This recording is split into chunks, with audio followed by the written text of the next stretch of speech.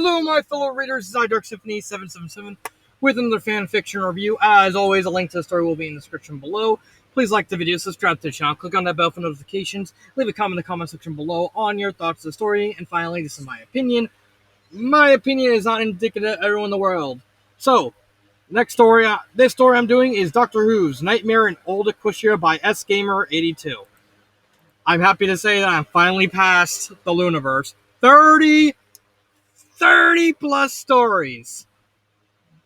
It hurts a lot. Really, it's really painful in the throat. Great, hold on. Alright, so okay, I'm back. I went to go grab the last two Mountain Dews on my second pack. It's really hot in my car. I'm thirsty. So yeah, Doctor Who's Nightmare in Equestria by SGamer82. It's a Doctor Who. I'm being redundant, aren't I? Yeah, I'm being very redundant. So redundant, very redundant. One thing I actually like about this story is it actually doesn't focus on Doctor Who's. I believe that's the pony that's based off the David Tennant Doctor. I believe that's the right one. I think either David Tennant or the one I think before him. One of them. What, somewhere around there? I'm not a Doctor Who fan. I watched a couple episodes. I got bored. But instead, this one focuses on the Seventh Doctor, who was played by Sylvester McCoy. I believe he was the Doctor from 1986 to 1989, if I read right, because I didn't know who this specific Doctor was, and I had to look it up. But yeah, that's the only neat thing about this. It focuses on not Doctor Who's. Yay! So what is the plot? Well, the plot can be summed up right here in this first sentence. At a farm in a faraway village, a pony slept, a pony dreamed. Out in the fields, a pony complained. Long story short, something has been attacking ponies while they're sleeping, and Luna is being tasked to try and hunt this thing. However, Luna is having bad luck trying to capture it because it only seems to show up when she's asleep. Thus, she's never around to fight it. Wink, wink, nudge, nudge. A doctor shows up. Excuse me. The doctor shows up, talks to Celestia, and then wonders. Then he finds out what's going on. He decides to go help. Luna doesn't want his help. However, Luna's head guard of her, Edge Glimmer, basically goes like, "No, I know you're gonna help whether we want you to help or not." So there's that. And thus, when Celestia pretty much forces Luna, it's like, "You're gonna go to sleep right now." It's like, "I don't wanna. You're going to sleep right now." Fine. Don't make sure to wake me up when something happens. And of course, she goes to sleep. The thing comes back, attacks Luna. The Doctor, Celestia, and Edge Glimmer, they go to Luna. Celestia uses a spell, knocks them out, and then goes into Luna's dreams, where the bulk of the story is. This is basically what they look like. Here's Celestia, younger and rebellious. Oh, she's so rebellious.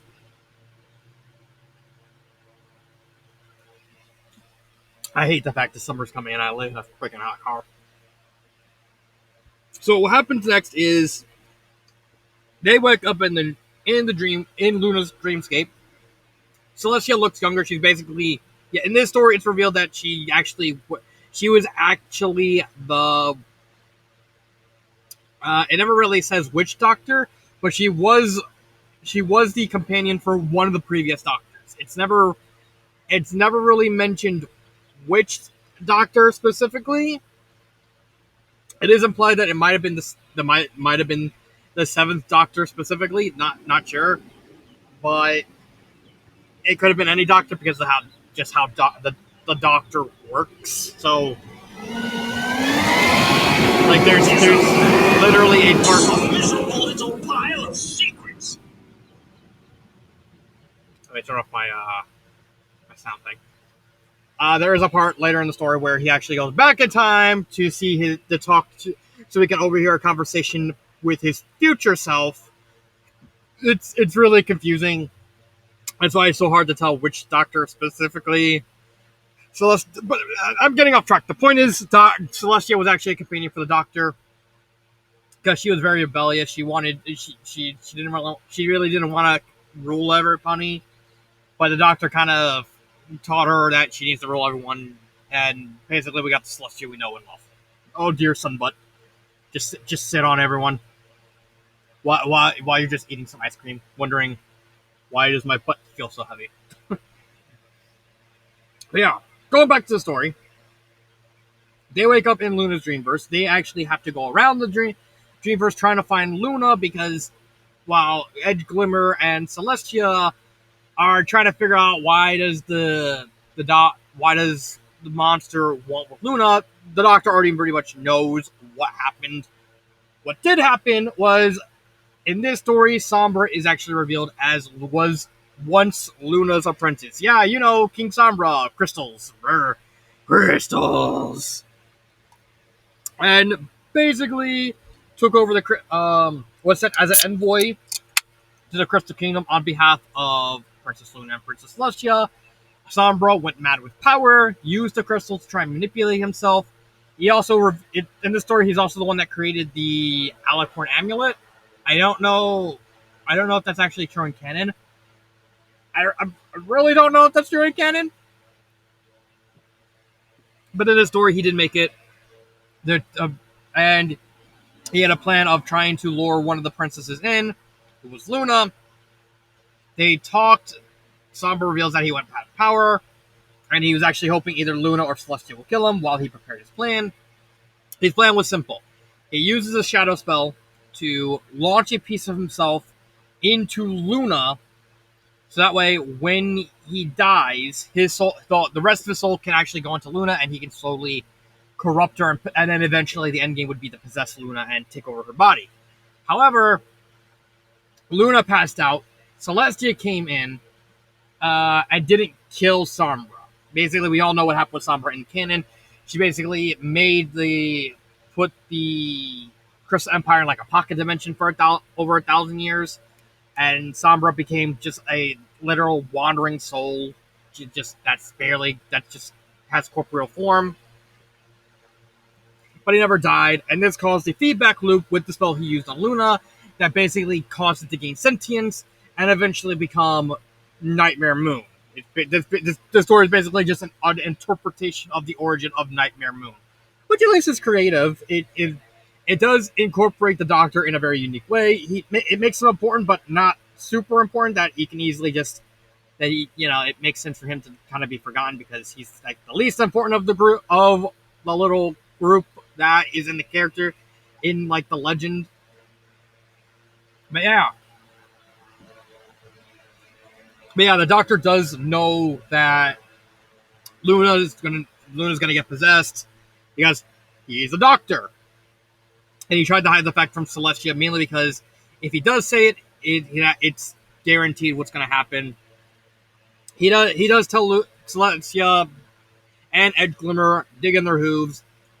The Doctor is pretty much forced to reveal that you're going to have to use the elements to lock Nightmare Moon up into the moon. She doesn't want that, of course, but he does mention fixed time points, something that's so important that has to happen. It has to happen in a certain way. So, and especially now that he said it, it literally has to come true. The story then continues on. The Shade, I'm going to call it, attacks the ponies while continuously manipulating Luna, and then it gains enough power to take over her body, thus resulting in a Nightmare Moon. They wake up. Nightmare Moon. Excuse me. Nightmare Moon attacks Celestia, and as a bargaining tactic, the Doctor offers her a choice. Basically, just tells her the same thing he told Celestia. It's like, well, you're going to be locked on the moon. Like, by the time this night is over, you're gonna be stuck on the moon. However, in 1,000 years, you're gonna come back, and then you're gonna cease to exist. So I'm gonna offer you a choice. You can peacefully separate from Luna. I'm gonna teleport Luna 1,000 years in the future, so that way the timeline at least stays as stable as it can be, and you become my companion, and we'll basically travel across space and time in the TARDIS, just going off and doing adventures. What do you say? Nightmare Moon thinks about it. No. Oh well, I tried. And of course, it's revealed that that's actually more of a stall tactic because Luna is still fighting Nightmare Moon within and subconsciously. Basically, while they were asleep, Nightmare Moon exerted control over the entire castle. My basically made everyone, all the staff, mind controlled except for Edge Glimmer because he was with them, so he kind of dodged. So he kind of actually dodged a bullet.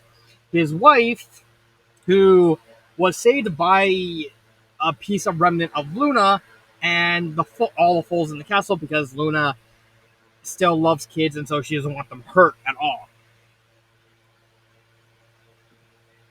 And also, when Nightmare Moon woke up and basically smacked Celestia into the castle, she slapped him where the elements of harmony are. And of course, Celestia realizes that she kind of has to use the elements. And we know what happens. She used the elements. In this story, with help from the the fragments of Luna still fighting, that basically takes some of the burden because there is a plot point saying that Celestia doesn't want to use the elements, not because she doesn't want, combination of she doesn't want to because she doesn't want to hurt her sister and lose her sister, but also the fact that how the elements work is the fact that she physically won't, they absorb the magic from the user who are using them, and thus one pony even as someone as strong as Celestia, physically cannot use them because of just how much strain it puts on her. Celestia using the fragments, using what's left of her energy to help Celestia takes just enough of the burden off Celestia to allow her to wield all six and banish Nightmare Moon to the end. We do get a little epilogue where everyone leaves the castle. The castle that eventually becomes the broken castle in the Everfree Forest, except for Edge Glimmer and his wife, who basically politely asks the doctor. It's like, well, I overheard you when you were talking to Nightmare Moon. That in 1,000 years she's gonna come back. Can you please just teleport us those 1,000 years so that way we can be there for her? Which is actually a noble thing. It's like they're not doing it because of, they're willingly letting themselves get displaced by 1,000 years because they want to be there for Luna when she gets back. Which is a noble thing. It's a really noble thing. However, the doctor tells them, I cannot do that because you need to make babies because those babies are going to be very, very, very important. I'm not going to say what it is, but you're going to have to read it. The story is only like 30,000 words. A fast reader can probably read this in like an hour and a half. So, but let's just say the doctor made it very clear. You're very important to actually stay here right now because what's going to happen in the 1,000 years. So yeah, have fun. And then, of course, the story ends. So the overall plot, it's very structured. There's a lot of content put in these 30,000 words. It's a very well composed story. It's very functional. There's nothing really wrong with it. And I actually prefer stories that, even if they're short, they put a lot of meaning and content into those words. All right. Yep, got it. Close my door. Okay. So, when it comes to characters, there's really only 4 characters. There's Celestia the Doctor, Edge Glimmer, not Edge Glimmer. Why the hell did I say Edge Glimmer? What the hell? Ah, crap. I'm forgetting his name. Uh,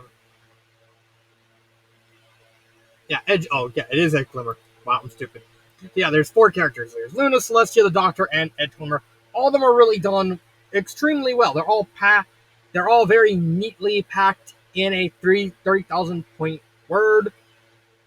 Edge Glimmer is very selfless. He's very loyal to Luna. Like I said, at the end of the story, he makes it very clear that he's basically politely asked the Doctor to transport him and his wife 1,000 years into the future, not because of them, but because they realize that, well, there's going to be a whole new world. Luna's going to need someone to at least help her, and they're willing to just sacrifice their place in the timeline just so they can help Luna. It's very nice. Very nice. The fact that Ed Glimmer is very loyal. He's very powerful in magic, which makes sense. Spoilers. And has an undying he's he's just good. He's just a really loyal, dependable pony who was hired by Luna and wants to help Luna even at like the sacrifice of everything. Celestia, she was originally rebellious, but now she's acting like the Celestia that we know or love. She's probably the weakest character, but however, that's by no means she's a bad character. She's functional in the role that she's given as something of the guide that lead them into the Dreamverse, but also basically act as the anchor to everything going on. Basically, if there's any plot development, she's usually the one who pivots into that plot development and pivots out of it. She's very functional as that said pivot, and it actually makes Celestia just really likable, especially her relationship with the Doctor. Like Edge Glimmer is immediately suspicious of the Doctor, but when Celestia says, "Well, yeah, the Doctor shows up, but he always has the same face, a different face, but it's the same guy. You can trust him. He's just gonna act very off, which is fine."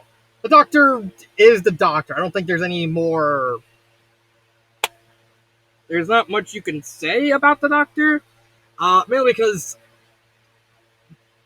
I think each Doctor has like a different personality, and I simply do not know the seventh Doctor's. I don't even know.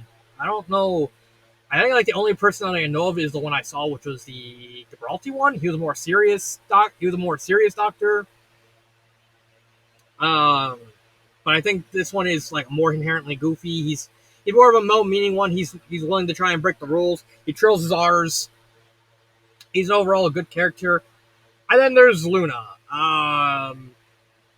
Luna is Luna. This is a Nightmare Moon story, so it makes sense not much was done specifically with Luna because because of how the story plays out. So there's a limit of what you can do with her character. I think she's fine. Probably a little stronger than Celestia because unlike with Celestia, she's locked into a certain character role. She plays the damsel in distress, and then it's revealed that she gets possessed by Nightmare Moon. It's good for the role she has. And like I said, it's better than Celestia because she has a defined role. It's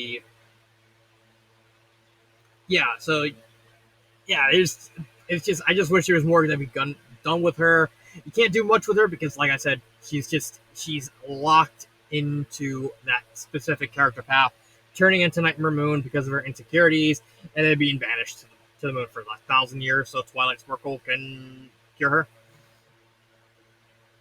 Grammar-wise, there's not any grammar errors that I saw. Pace-wise, this is a very short and sweet story. There's not much you can do with a plot like this. I think this is as good as you're going to get it from a writing style and a pacing style. The story is very fast. The story is very fast-paced. However, it needs to be fast-paced because you're in such a small time frame. Like this only happened. I think this story only takes place over the course of an hour. I think it lasts longer. It lasts long. Like dreams are like really weird. You can an hour in a dream could be like a minute in time. But I think this story takes place in universe over the course of a single hour. So it needs to be that it needs to be very fast paced because this is just this is such a brief story. This is like, oh, the events that lead up to specifically Nightmare Moon getting banished. So not only that, you're also working with a very small time frame. So you can't really make it slow. Otherwise, That's just gonna ruin the tension. And having it and keeping it brief and very fast is honestly the right call. So yeah, there's nothing more to say. Um, would I recommend the story? Yeah, actually, I think the story is fine. It doesn't really do anything bad.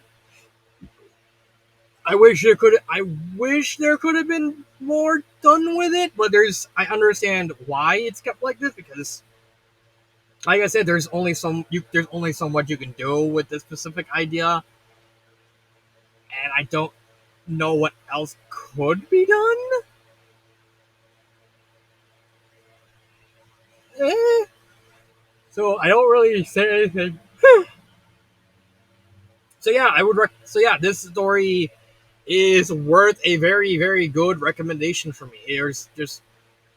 It's a lot of fun, and I wouldn't have it any other way. Uh, what would I change? Absolutely nothing. Like I said, there's theoretically stuff you can change, but then you might compromise the story and what it's trying to do. And also, there's also the fact like I said, I don't know what you would do with this story. Yeah, there's like absolutely nothing I would do. So yeah, um, that is favorite parts. I would actually have to say the I'll probably say the climax. I do like the twist that the Doctor was deliberately not stalling Nightmare Moon by offering her a position as his companion to go through the space and time. I think that's a light twist because you don't know because it happened so late in the story. You can it reasonably make sense why you would like, oh, I'll do it, and then it's like, aha, I won't do it. It's like, oh, too bad, I deliberately baited you. Aha, I'm gonna roll with this. And like, oh, gasp! It works well. I don't really have anything bad to say about this anymore about the story. I'll move on to the next review. This has been Dark Symphony 777, and